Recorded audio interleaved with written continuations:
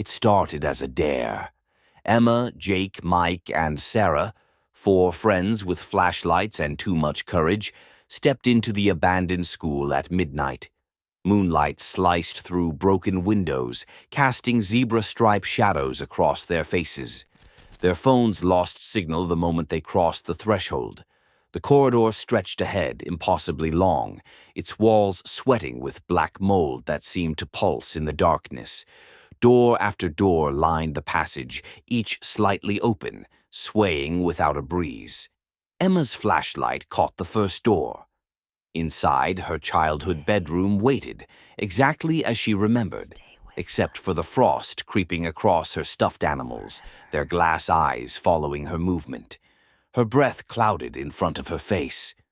Don't, Jake whispered, but Mike was already reaching for another door, hinges screaming as it opened. He found his old classroom, his classmates frozen mid-laugh, their faces twisted into masks of joy. Their eyes were solid black. At the chalkboard, his teacher's shadow stretched to the ceiling, her neck bent at an impossible angle. The door slammed shut with a gunshot crack. The corridor narrowed with each step. Walls pressed closer, wallpaper rippling like something moved beneath it.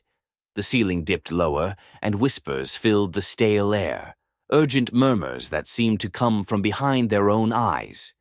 "We should have reached the end by now," Sarah said, her voice trembling in the dark. "There is no end," answered a voice behind them, a perfect echo of Sarah's own voice. They ran. The whispers grew louder, crawling into their ears like insects. Jake yanked open a random door, finding only darkness, a living darkness that reached for him with shadowy fingers. Emma stumbled. When Sarah helped her up, they realized the corridor had shrunk to half its size. The whispers formed words now. Stay, stay, stay.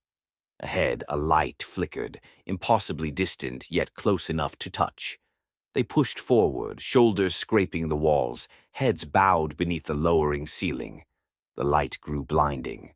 One by one, they stepped into it, their shadows stretching behind them until they snapped. The school still stands, its corridors empty.